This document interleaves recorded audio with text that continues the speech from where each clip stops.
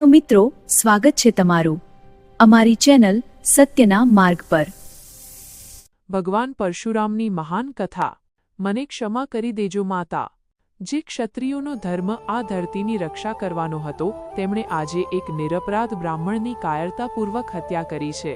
હું જમદગ્નિ પુત્ર રામ આજે એ ભીષણ પ્રતિજ્ઞા કરું છું, પાપ, અત્યાચાર અને અહંકારનો ભાર અસહ્ય થઈ જાય છે ત્યારે ધર્મની સ્થાપના માટે ઈશ્વર સ્વયં અવતાર લે છે। ત્રેતાયુગની શરૂઆતમાં કેટલાક અહંકારી ક્ષત્રિય રાજાઓનો ઉન્માદ એટલો વધી ગયો હતો કે તેમણે પોતાની શક્તિના નશામાં નિર્દોષ પ્રજા અને જંગલોમાં તપસ્યા કરતા ઋષિઓ પર અમાનવીય અત્યાચાર કરવાનું શરૂ કરી દીધું હતું। આવા ઘોર સંકટથી પૃથ્વીને બચાવવા માટે સાક્ષાત નારાયણે ભગવાન પરશુરામના રૂપમાં જન્મ લીધો। આ ગાથા એક પુત્રની અસીમ માતૃભક્તિ, એક શિષ્યની અટલ ગુરુનિષ્ઠા અને એક યોદ્ધાની અખંડ ધર્મપરાયણતાનો એક અદ્ભુત સંગમ છે। ભૃગુવંશ અને જન્મની કથા। કથાની શરૂઆત અત્યંત પ્રાચીન અને પવિત્ર ભૃગુવંશથી થાય છે। મહર્ષિ ભૃગુના મહાન કુળમાં રુચિક નામના એક અત્યંત તેજસ્વી અને તપોનિષ્ઠ ઋષિ થયા। ઋષિ રુચિકના લગ્ન કુશિક વંશના એક અત્યંત પરાક્રમી ક્ષત્રિય રાજા ગાધીની રૂપવતી કન્યા અને રાજર્ષિ વિશ્વામિત્રની બહેન સત્યવતી સાથે થયા હતા। વિવાહના થોડા સમય પછી સત્યવતીએ પોતાના સસરા મહર્ષિ ભૃગુ પાસે પ્રાર્થના કરી કે તેને અને તેની ક્ષત્રિયાણી માતાને એક અત્યંત તેજસ્વી અને ગુણવાન પુત્રની પ્રાપ્તિ થાય। મહર્ષિ ભૃગુએ પ્રસન્ન થઈને બે વિશેષ દિવ્ય પ્રસાદ તૈયાર કર્યા અને જણાવ્યું કે પ્રસાદ ગ્રહણ કરતી વખતે કયા વૃક્ષને ગળે લગાવવાનું છે, ગુલર, ઉંબરો અને પીપળો। પરંતુ અજ્ઞાનતાવશ અથવા ભૂલથી માતા સત્યવતી અને તેમની માતાએ પ્રસાદની અદલાબદલી કરી લીધી। જ્યારે ઋષિ રુચિકને આ વાતની ખબર પડી ત્યારે તેમણે ચિંતિત થઈને સત્યવતીને કહ્યું કે પ્રસાદ બદલાઈ જવાને કારણે હવે તારો પુત્ર બ્રાહ્મણ હોવા છતાં ક્ષત્રિયો જેવો અત્યંત ક્રોધી અને હિંસક થશે। સત્યવતીની કરુણ વિનંતીથી ઋષિએ શ્રાપમાં થોડો ફેરફાર કર્યો અને કહ્યું કે તારો પુત્ર નહીં પરંતુ પૌત્ર એવા ઉગ્ર સ્વભાવનો થશે। આ વચન અનુસાર સત્યવતીના ગર્ભમાંથી અત્યંત શાંત અને જ્ઞાની ઋષિ જમદગ્નિનો જન્મ થયો, જ્યારે તેમની માતાના ગર્ભમાંથી મહાન રાજર્ષિ વિશ્વામિત્રનો જન્મ થયો। ભગવાન પરશુરામનો જન્મ અને શિક્ષણ। ઋષિ જમદગ્નિ મોટા થયા અને તેમના લગ્ન રાજા પ્રસેનજીતની અત્યંત રૂપવતી અને પતિવ્રતા કન્યા માતા રેણુકા સાથે થયા। વૈશાખ માસના શુક્લ પક્ષની તૃતીયા તિથિએ, જેને આપણે અક્ષય તૃતીયા કહીએ છીએ, તેમના ઘરે એક દિવ્ય અને અલૌકિક બાળકનો જન્મ થયો, જેમાં સાક્ષાત ભગવાન શ્રીહરિ વિષ્ણુએ પોતાના છઠ્ઠા અવતાર તરીકે જન્મ લીધો। આ તેજસ્વી બાળકનું નામ રામ રાખવામાં આવ્યું। બાલ્યકાળથી જ રામ અત્યંત કુશાગ્ર બુદ્ધિવાળા અને પરાક્રમી હતા। તેમણે પોતાના પિતા અને દાદા પાસેથી સંપૂર્ણ વેદશાસ્ત્રોનું જ્ઞાન પ્રાપ્ત કર્યું, પરંતુ રગરગમાં વહેતા ક્ષત્રિય તેજને કારણે રામ બાળપણથી જ દેવાધિદેવ મહાદેવ ભગવાન શિવના પરમ ભક્ત હતા। તેમણે હિમાલયના અત્યંત દુર્ગમ શિખરો પર જઈને ભગવાન શંકરની કઠોર તપસ્યા કરી। સાક્ષાત મહાદેવે તેમને દર્શન આપ્યા અને સંપૂર્ણ યુદ્ધ કળાનું જ્ઞાન પ્રદાન કર્યું। મહાદેવે જ તેમને એક અત્યંત વિનાશકારી અને દિવ્ય અસ્ત્ર ભેટમાં આપ્યું, જેને પરશી કહેવામાં આવે છે। આ દિવ્ય પરશુ ધારણ કર્યા પછી જ રામનું નામ પરશુરામ પડ્યું। માતા રેણુકાનો શિરચ્છેદ અને પુનર્જીવન। માતા રેણુકા અત્યંત ઉચ્ચ કોટીના પતિવ્રતા અને મહાન તપસ્વીની હતા। તેઓ દરરોજ સવારે નદીના કાંઠે જઈને માત્ર સૂકી રેતીમાંથી પોતાના હાથે એક કાચો ઘડો બનાવતા અને તેમાં પવિત્ર જળ ભરીને આશ્રમમાં લાવતા હતા। એક દુર્ભાગ્યપૂર્ણ દિવસે જ્યારે માતા રેણુકા નદી કાંઠે ગયા ત્યારે આકાશ માર્ગેથી ગંધર્વરાજ ચિત્રરથ પોતાની સુંદર અપ્સરાઓ સાથે જળક્રીડા કરતા ત્યાંથી પસાર થયા। નદીમાં ગંધર્વોનું તે અત્યંત સુંદર દ્રશ્ય જોઈને માતા રેણુકાનું મન ક્ષણભર માટે ભટકી ગયું। તેમની માનસિક એકાગ્રતા તૂટતાની સાથે જ રેતીનો તે ઘડો તેમના હાથમાંથી સરકીને પાણીમાં વહી ગયો। આશ્રમમાં ઋષિ જમદગ્નિ પૂજા માટે જળની પ્રતીક્ષા કરી રહ્યા હતા। મોડું થતું જોઈને તેમણે પોતાના દિવ્ય તપોબળથી સંપૂર્ણ ઘટના જાણી લીધી। ક્રોધમાં અંધ થઈને જમદગ્નિએ પોતાના ચારેય મોટા પુત્રોને બોલાવ્યા અને એક અત્યંત ભયાનક આજ્ઞા આપી કે આ પાપીની માતાનું મસ્તક ધડથી અલગ કરી દો। ચારેય ભાઈઓએ ના પાડી, તેથી ઋષિએ તેમને જળ પથ્થર સમાન બની જવાનો શ્રાપ આપ્યો. જ્યારે પરશુરામ આશ્રમ પાછા ફર્યા ત્યારે ઋષિ જમદગ્નિએ અત્યંત ઉગ્ર સ્વરમાં તેમને પણ એ જ આજ્ઞા આપી. પરશુરામે એક જ ઝટકે પોતાની જન્મદાત્રી માતા રેણુકાનું મસ્તક તેમના ધડથી અલગ કરી દીધું. પોતાના પુત્રની આ આજ્ઞાકારિતા જોઈને ઋષિ જમદગ્નિનો ક્રોધ તરત શાંત થઈ ગયો. તેમણે પ્રસન્ન થઈને પરશુરામને ઈચ્છા મુજબનું વરદાન માંગવા કહ્યું.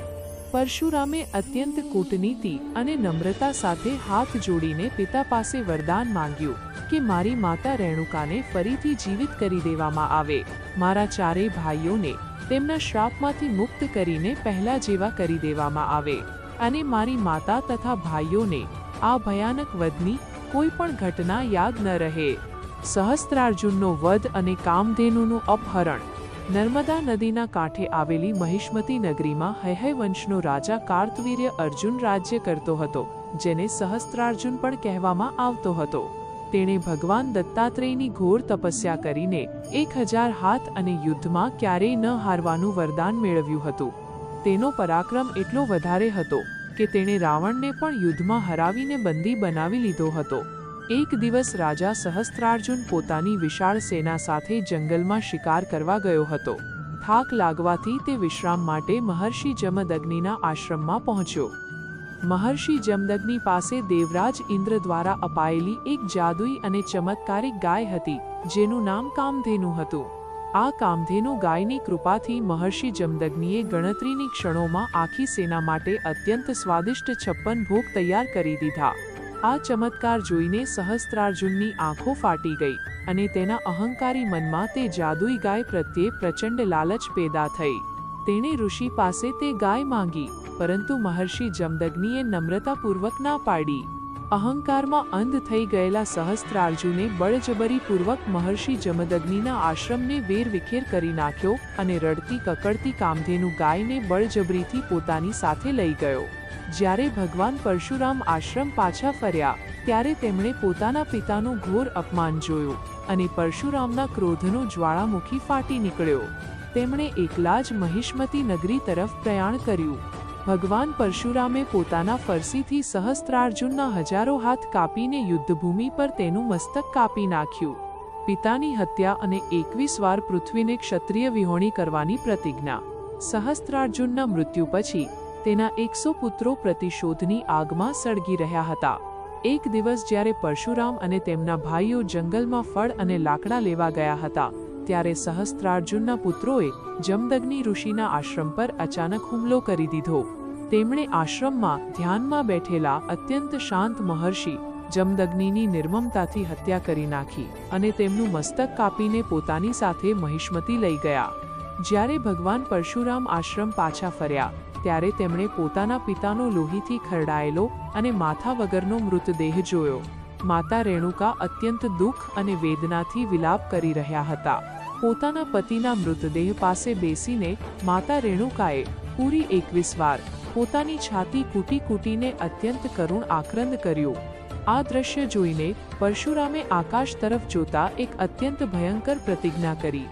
જે ક્ષત્રિયોએ પોતાના ધર્મની રક્ષા કરવાને બદલે આવા નિર્દોષ બ્રાહ્મણોની હત્યા કરી છે, હું આ પૃથ્વીને એવા તમામ અહંકારી અને ભ્રષ્ટ ક્ષત્રિયોથી સમૂળગા નષ્ટ કરી દઈશ. ભગવાન પરશુરામ તરત જ મહિષ્મતી ગયા, સહસ્ત્રાર્જુનના પુત્રોનો વધ કર્યો અને પોતાના પિતાનું મસ્તક પાછું લાવ્યા. ત્યારબાદ શરૂ થયું ભગવાન પરશુરામનું મહાભયંકર સંહારક અભિયાન. તેમણે આખી પૃથ્વી પર ફરી ફરીને અત્યાચારી ક્ષત્રિય રાજાઓને શોધી શોધીને મારવાનું શરૂ કર્યું. આ અભિયાન તેમણે 1 કે 2 વાર નહીં, પરંતુ પૂરી 21 વાર ચલાવ્યું. તેમણે માર્યા ગયેલા ક્ષત્રિયોના લોહીથી કુરુક્ષેત્રની નજીક સમંતપંચક નામના 5 વિશાળ સરોવરો ભરી દીધા હતા. અંતમાં તેમના દાદા ઋષિ રુચિકે અથવા પિતૃઓએ પ્રગટ થઈને તેમને શાંત કર્યા અને આ મહાવિનાશ રોકવાની વિનંતી કરી. અશ્વમેધ યજ્ઞ અને નવી ભૂમિનું સર્જન, પોતાના પૂર્વજોની શાંતિ અને થયેલા સંહારના પ્રાયશ્ચિત માટે ભગવાન પરશુરામે અશ્વમેધ યજ્ઞ કર્યો અને પોતાની જીતેલી સંપૂર્ણ પૃથ્વી મહર્ષિ કશ્યપને દાનમાં આપી દીધી.